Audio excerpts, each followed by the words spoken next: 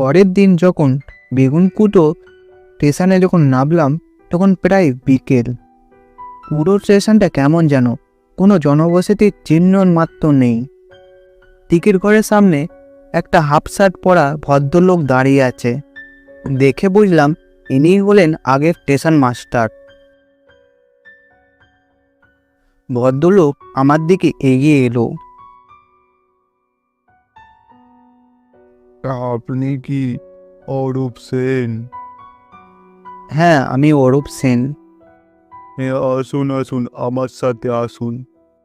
ওনার সাথে আমি ওনার কেবিনে গেলাম।